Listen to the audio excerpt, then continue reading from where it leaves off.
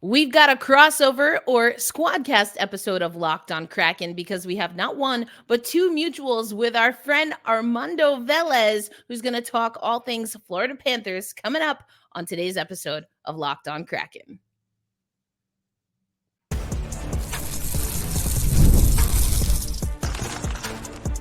You are Locked On Kraken, your daily podcast on the Seattle Kraken, part of the Locked On Podcast Network, your team every day.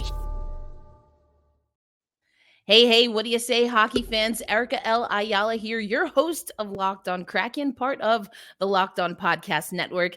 And I'm sitting here with the guy that got to watch it all, the last game of the hockey season, and celebrate alongside his team, Locked On Florida Panthers host Armando Velez. How you doing?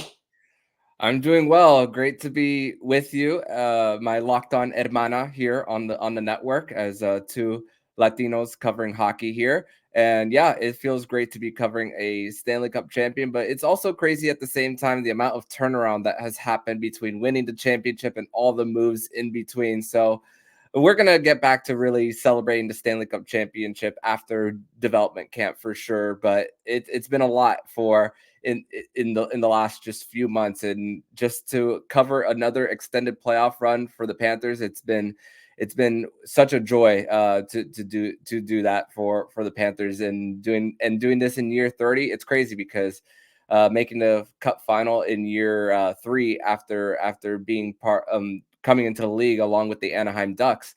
I mean, you think that they stapled themselves in the market then, but then some down years with them, only 2 playoff appearances after that, a 12-year playoff drought, and then really in the last 4 seasons, the Panthers knocking on the door with being second in the Central Division in 2021, a President's Trophy, 2 Stanley Cup final appearances, and then finally stamping and becoming Stanley Cup champions for the first time in 30 years.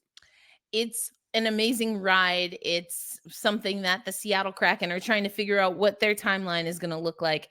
But we know a lot of hard work goes into it, and from your perspective as well. So we're going to talk how you've been handling everything a little bit later in the show. But we had the open on the Locked On Kraken side of things. And when we connected, there was only one mutual, but now we have 2 in Brandon Montour and Mahura also coming over in free agency. It was quite a splash on the Seattle Kraken side of things, especially knowing that historically Ron Francis, our general manager, had not given out long-term deals.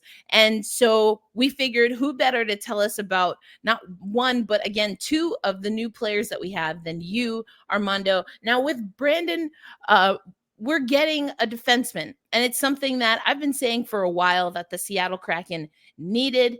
And I was looking at some time on ice data, not just for the playoffs, but even for the regular season. And it seemed like Montour was doing a lot for Florida. So you are the expert in all things Florida Panthers. So let us know, what was Brandon like on the Florida Panthers? What do you expect from him day in, day out?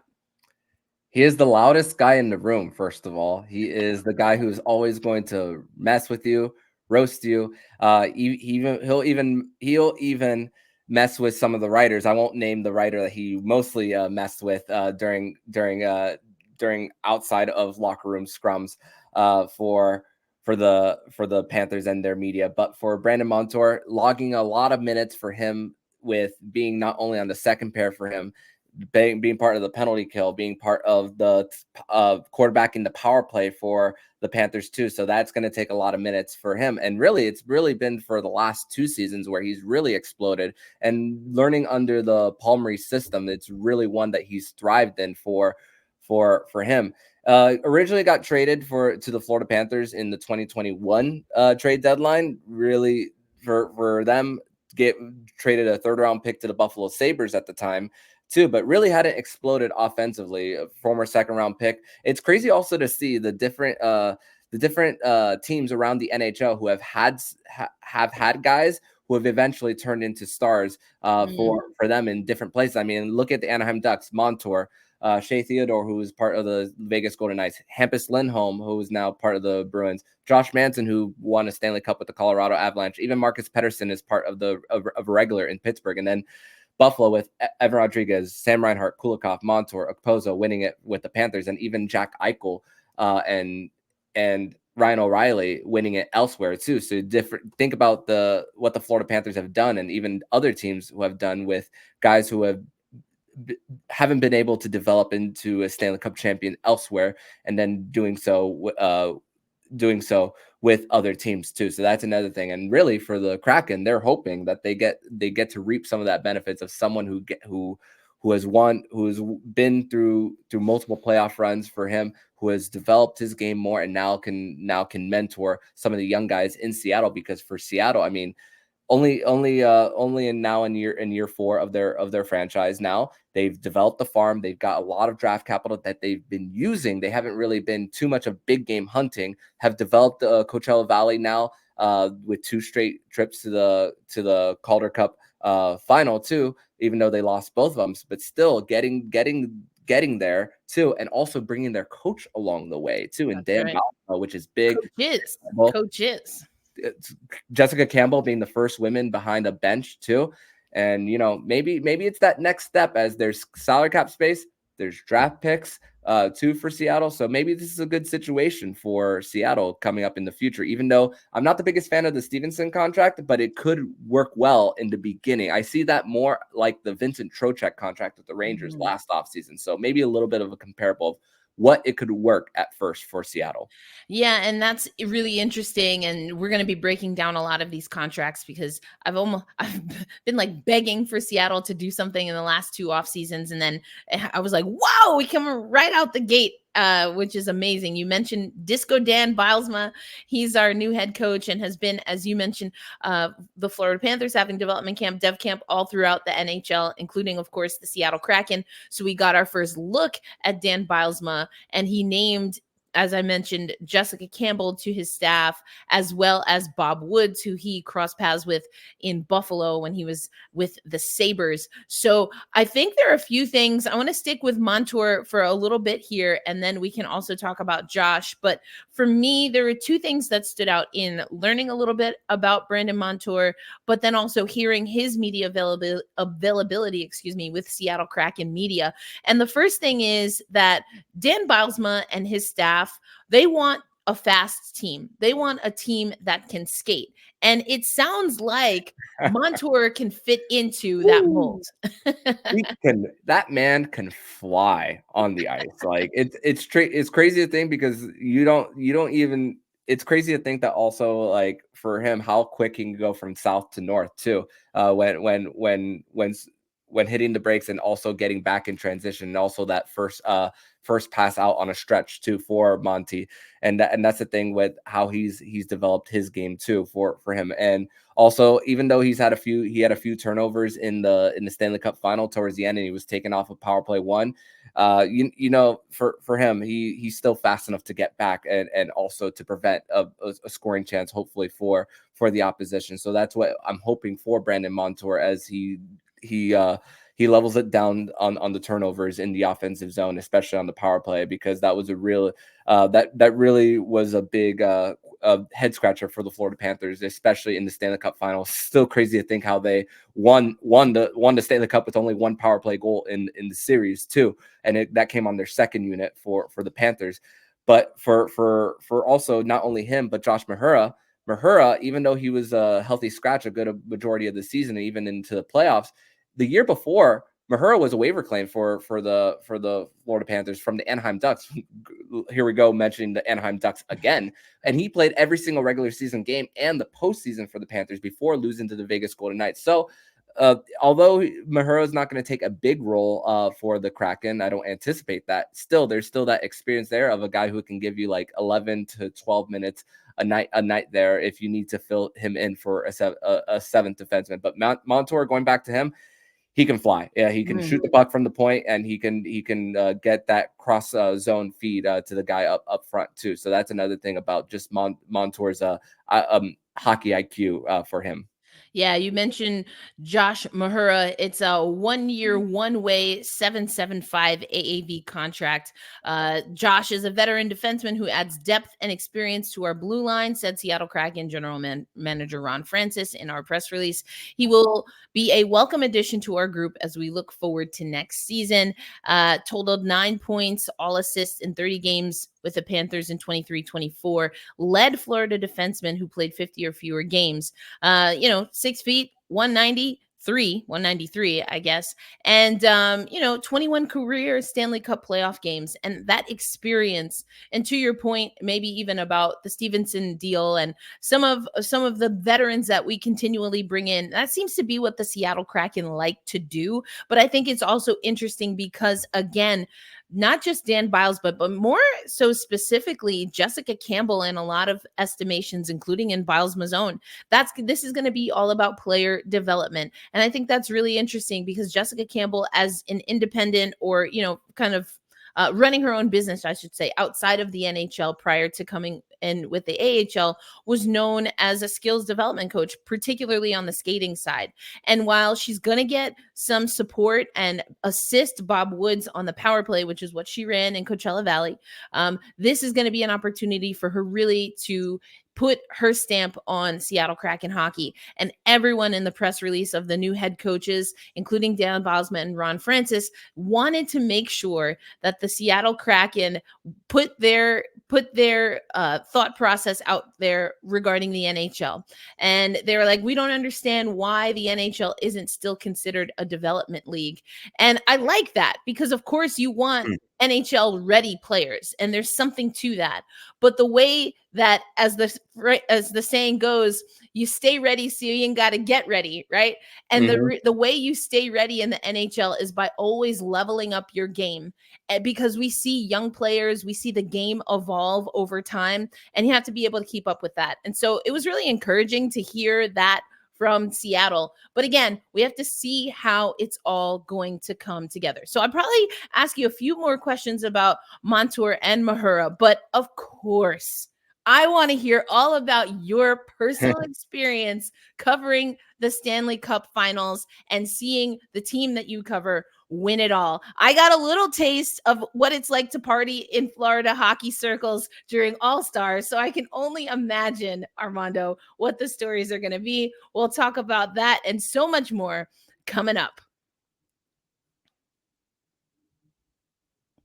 Today's episode of Locked on Kraken and Locked on Florida Panthers brought to you by eBay Motors. Passion, drive, and patience. That's the formula for winning a championship. And again, Armando's going to tell us all about that. It's also what keeps your ride or die alive.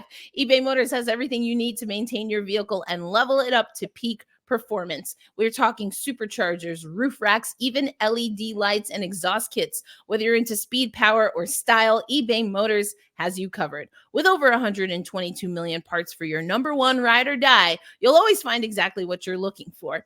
And with that eBay Guaranteed Fit, you will find a part that is guaranteed to fit your ride every time or your money back. Because with eBay Motors, you're burning rubber, not cash. With all the parts you need at the prices you want, it's easy to make your car the MVP and bring home huge wins. Keep your ride or die alive at ebaymotors.com. Eligible items only. Exclusions do apply, and the guaranteed fit is only for U.S. customers. Welcome back to another episode of Locked on Kraken, also partnering with Armando Velez, your host of Locked on Florida Panthers. This is, yes, a squadcast, as I like to say, or a crossover.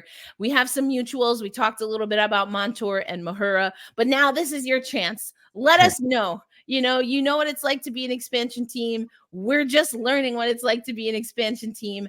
But of course, you have now reached the pinnacle of where the Seattle Kraken are trying to be.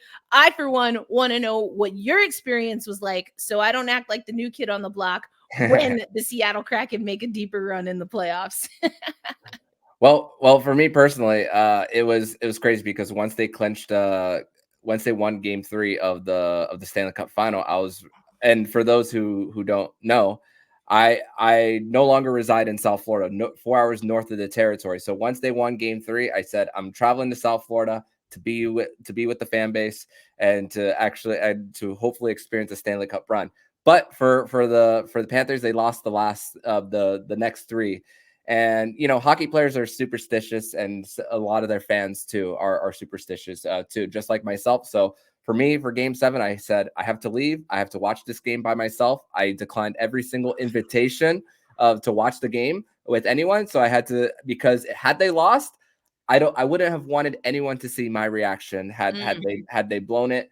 But thankfully, it worked out in the end for the Florida Panthers. And yeah, just like All-Star, they had their championship celebration in the same location that All-Star was at in Fort Lauderdale Beach near Las Olas.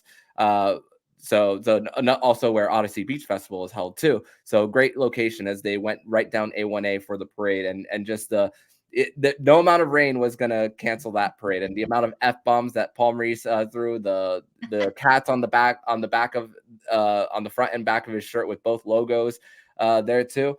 And just for the Panthers, and just setting themselves up for this championship too. I mean, for the difficult decisions of trading Jonathan Huberdeau for Matthew Tkachuk, that big blockbuster, adding Mackenzie Weegar in a first-round pick. And then even before, some trades that didn't work out for them in 2022 with Ben Sherratt and Claude Giroux only getting 20 some odd games in them, including the postseason, and then just being eliminated and swept in round 2. That sweep was the best thing to ever happen for the Florida Panthers, weirdly, for them, and just how they were able to recover from it, and just to get to this point, which the Florida Panthers, it's crazy to think with them and this cycle, this window, they took advantage of the window. That's the thing for them is taking advantage, because they knew that they were going to lose guys. They lost not only on top of Montour, they lost Kevin Stenlund, Ryan Lomberg too. They already lost Vladimir Tarasenko. They were never going to be able to pay him too. There's just so many losses for them to win or lose.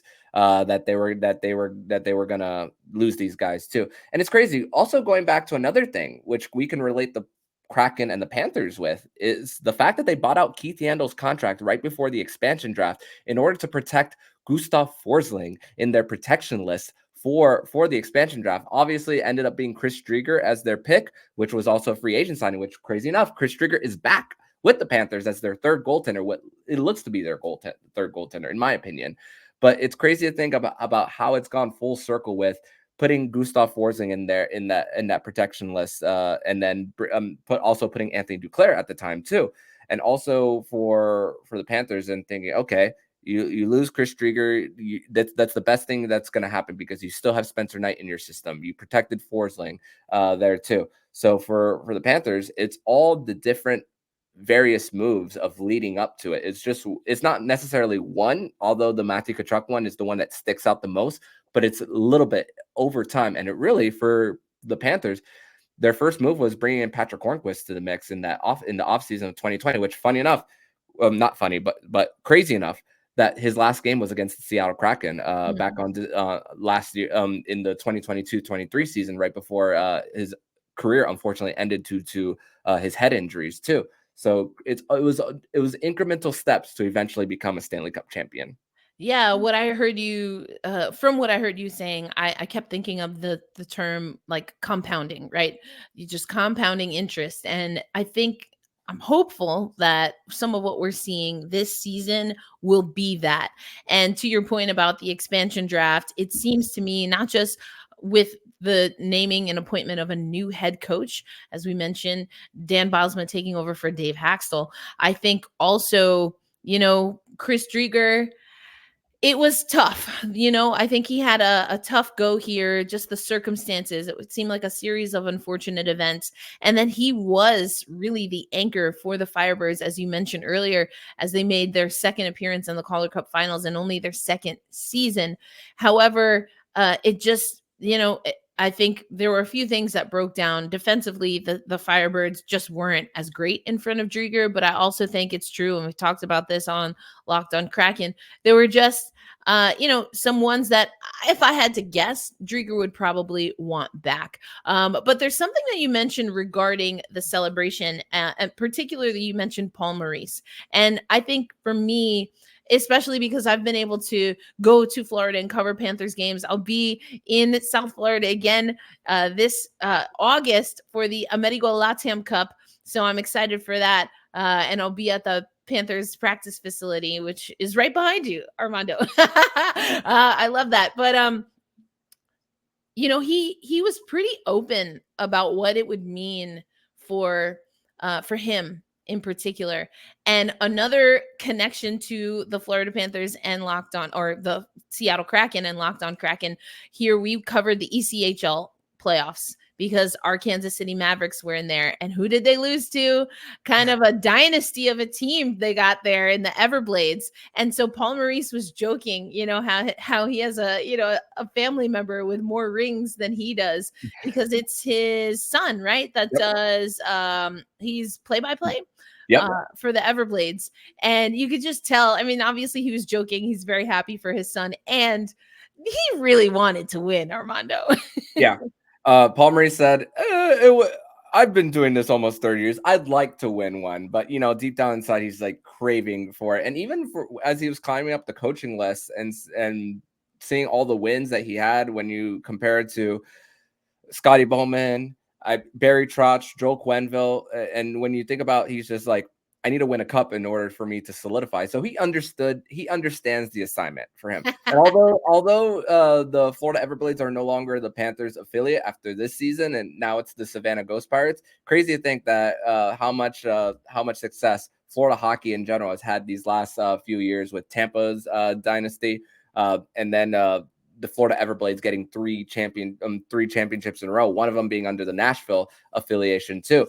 But I was at Game 4 of the Kelly Cup final, where I actually got to interview Jake Maurice there. Which, if you guys haven't followed me on Twitter, it's my pinned tweet on my profile. If you want to check out that interview between Jake Maurice and I, just about the journey of broadcasting too. Also, Paul Maurice understands the life of media members too, knowing that if it was his son on the other side, of how to answer people too. Paul Maurice just overall just knows how. Just is a people person. He knows and I think that's really what the Panthers were really looking for too when bringing in a new head coach. I mean, yeah, Andrew Burnett got a little bit of experience under his belt, but saw when the lights were the brightest that it was choked up under pressure, and some of the answers that he was giving to the outside too was just a little bit head scratching. While Paul Maurice, he'll tell you what's on his mind, but also not tell you what's on his mind too. It's a little bit of a good mix of not knowing of knowing kind of the PR game too. So that's what Paul Maurice is really good at as well. Yeah, he was a real delight in just the brief encounters that I had with him going to some Florida Panthers games. But I want to talk a little bit about what Paul Maurice and company will have to do if they want a chance to get back, not just to another Stanley Cup final, which would be huge for them, but also, of course, to be able to repeat as champions. I'm going to get your thoughts on that. And then we'll also talk about what Seattle is going to do. Got some new names, some fresh blood in the coaching ranks. But what is it all going to look like when it goes from paper to the ice sheet? We'll talk about that coming up. And thanks as always for making Locked On a part of your daily destination, whether you're listening to the Stanley Cup Champions podcast, Locked On Florida Panthers, or you're listening to the newest expansion team podcast, Locked On Kraken. We appreciate you. Make sure you stay locked on the Florida Panthers and the Seattle Kraken through the Locked On Kraken NHL podcast network. We bring you your favorite team every single weekday. All right, Armando. Free agency. You talked about a lot of the exits, a lot of the moves that the Florida Panthers have made. But as you sit here now, in this first week of July, what do you think are the needs? Do you feel good about where the team is at? What is still on the horizon, do you think, this offseason?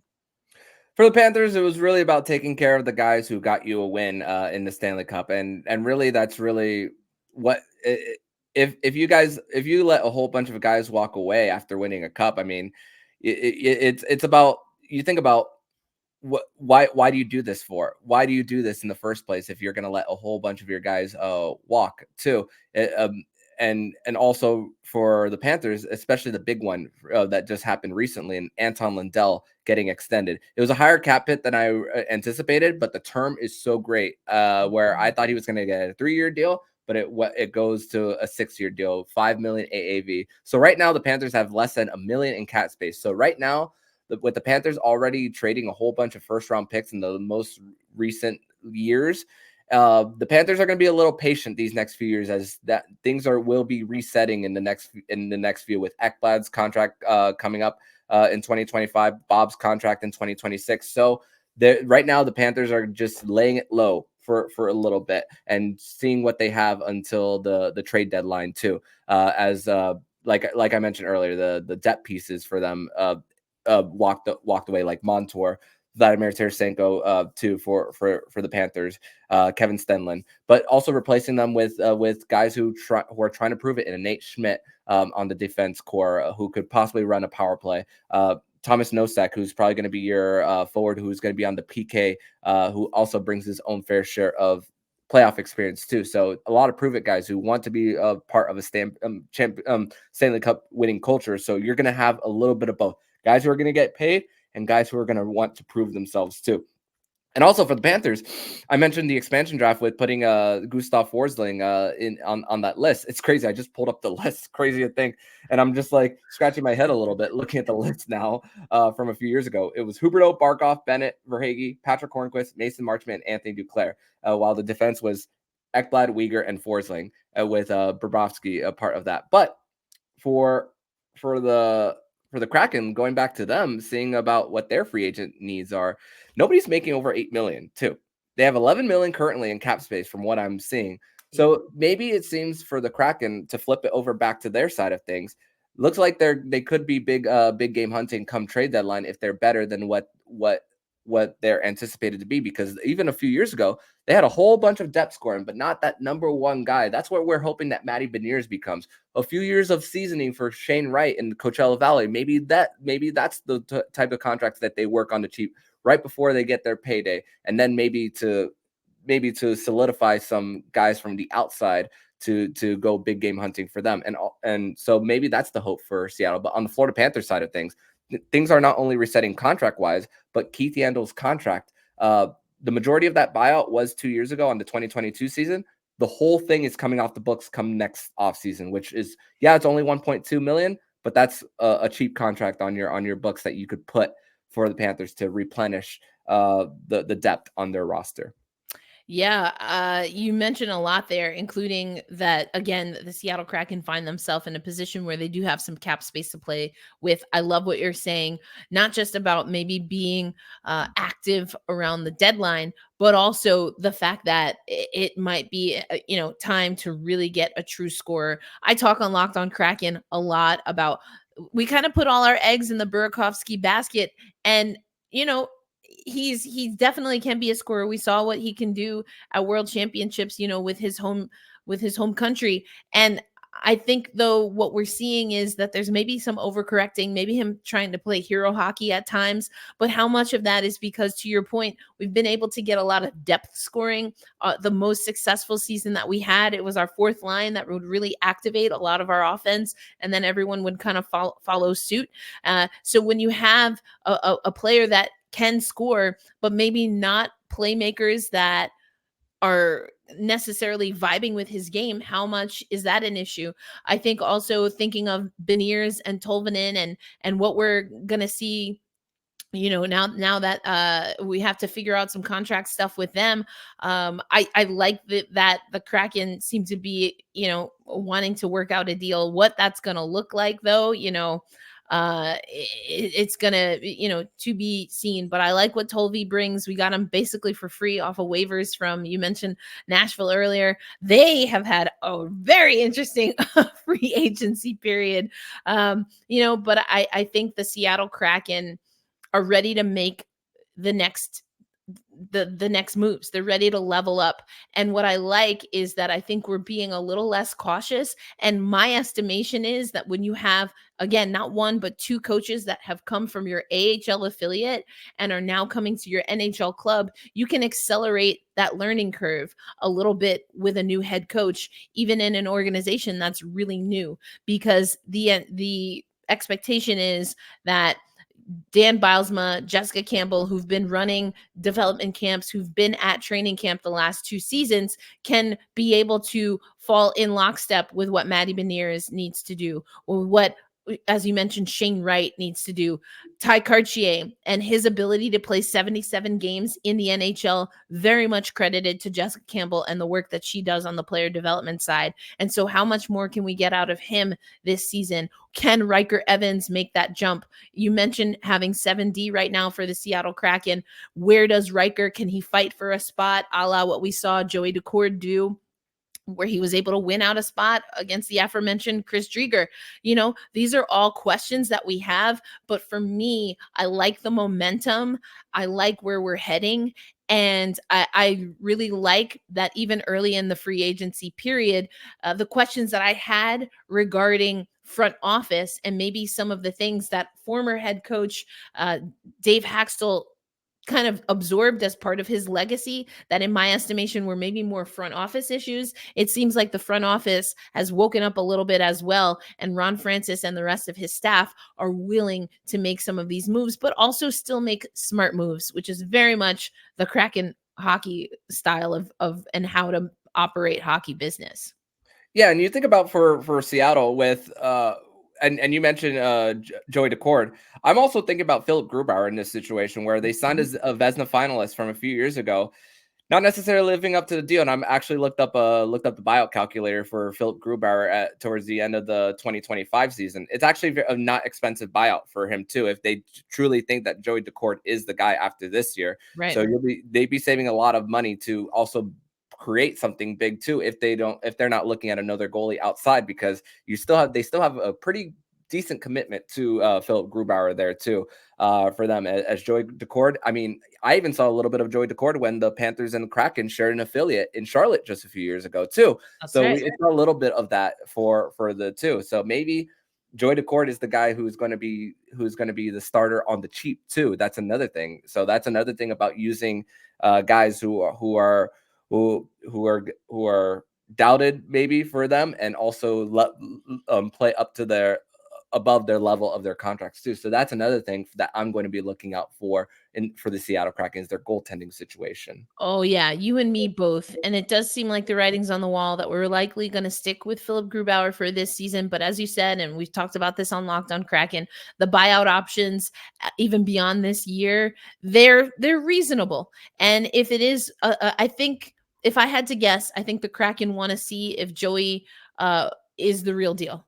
And I think he proved a lot. He had to step up to the plate as Philip Grubauer got injured. And then we saw that he got drained towards the end of the season. Now, in my estimation, I've said this about a lot of goalies for the Kraken in our short history. I really just think we overworked Joey a little bit. And that is not just because I'm not just talking about starts, right? Because I would argue a lot of goalies want as many starts as they can get. And especially someone like Joey Daccord trying to prove something. But I'm talking about overworking him in the shots faced per game. And a lot of people will say, if you look at advanced analytics for the Seattle Kraken, we're top 6 or somewhere in that top 10 for sure in a lot of advanced metrics for defense. However, I always like to employ the eye test when it comes to defense, because if you are doing better than predicted, the predicted number is just that. It's a fabricated number that someone, typed into a calculator or a computer somewhere, but it doesn't tell you how a team or an opponent necessarily is really facing up in that game. And that's where an eye test told me that we were putting a lot on our goalies, and the lion's share of that was on Joey Daccord. And I just think he really got burnt out, especially because he had a deep run where he was also relied on in the AHL. So many of those series went the distance, lots of overtime games, and he admitted it. Hockey is a quick off season when you're winning. Yeah. It's super short, and that's what you want, but it's also taxing. And so I'm very curious to see how Joey's going to bounce back. And I think, to your point about whether it's coming in at the trade deadline or even looking at that Grubauer contract, my gut is telling me that the Seattle Kraken, likely for the first time, will be serious about looking at all of those things and shoring up goaltending, even if it means having to do that at the latter half of this upcoming season.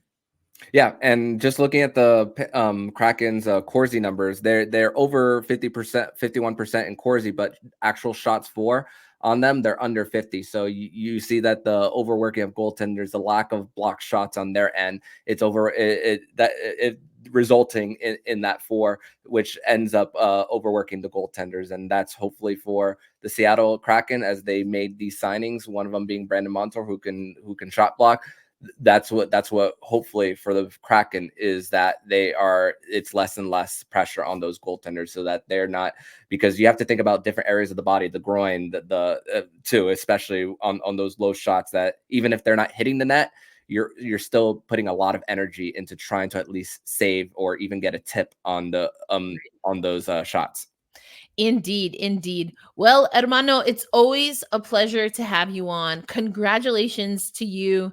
Congratulations to you also, just as a podcaster, as a journalist, as a reporter, for being able to follow this team. I mean, we were keeping up with you on Locked on Kraken. Saw that you had Bucci on the show. That was amazing. I mean, and the content great as always. So if you're not already, make sure you're following Locked on Florida Panthers.